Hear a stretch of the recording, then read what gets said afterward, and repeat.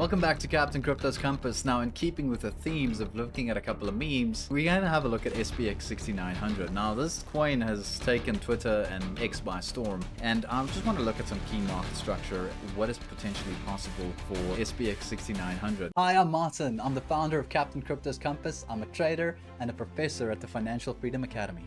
I am passionate about helping you to achieve financial freedom through the art and the gift of trading. I will be providing you with actionable technical analysis and insights on your favorite cryptocurrency projects to help you make better and more informed decisions. If you're ready to take your trading to the next level, you're in the right place. Now, the first thing I want to draw attention to is that this is a meme, so there's a lot of risk involved with trading these type of coins. But nonetheless, it's fun to look at the charts and actually get involved every now and again. Now, looking at market structure, I've gone ahead, and the first thing I want us to look at is just looking at key market structure, looking at our pivot highs and pivot lows. We can see that SPX recently, with this dump in July, starting in July 2025, has come all the way back down to our key market structure pivot. We can see we have a couple of pivot highs over here, we have a pivot low over here, and recently we saw a bounce inside of this area. Now we can see we added confluence to this idea that support has entered into SPX with the anchored VWAP trailing from the bottom pivots in March of this year, and we can see that has acted as a strong springboard inside of our market structure support zone. We can see that we have reclaimed both the 50 SMA, and we are trying to currently reclaim the 21 SMA. And we can see that the 50 SMA is also closely aligned in this area,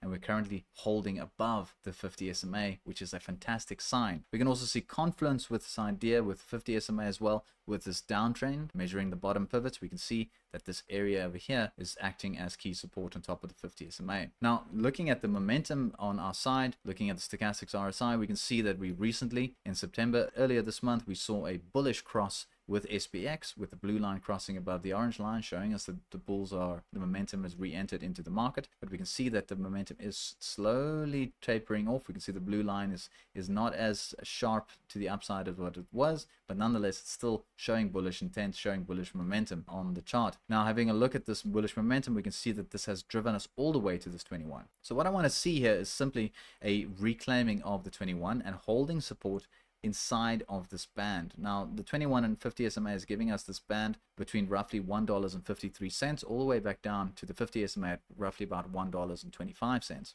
So as long as we can maintain weekly candles inside of this zone and start hugging the 50 SMA, I can see SPX actually trying to make a push higher into our higher resistance targets.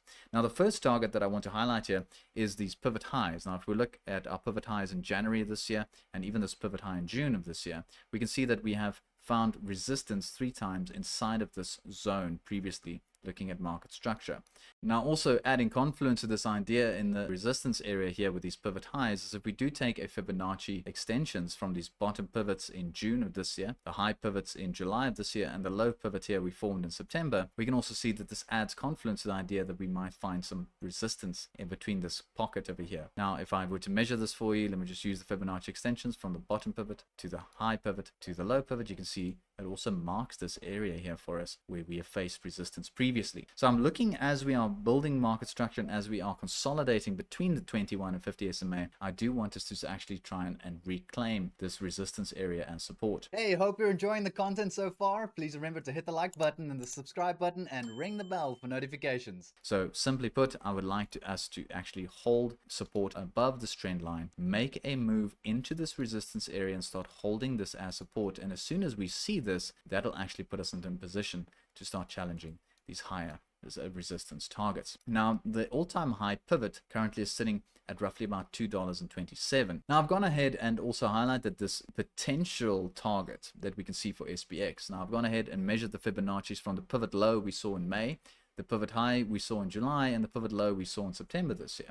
And this actually gives me a Fibonacci extensions resistance target between the 0.5 and 618, between roughly about $3.10 all the way to the 618 at roughly about $4. Now, if that is the case, we could see some nice upside potential for SPX in the future. Now, if we can maintain support, reclaim these pivot highs as support, this would give us an increase to the pivot high at roughly about 58%, and even these targets at about 115% to almost to 180%. So we can see there is some upside potential for SPX as long as we maintain support above the 50 SMA and this long trend line that we've currently forming. If we do see a candle body close below this trend line, you know, we will put a lot of pressure on these lower support levels. You know, we're coming back down to the anchored VWAP roughly 105, and even if we do break that, we also have this golden pocket support zone here between roughly about 85 cents all the way back down to 67 cents.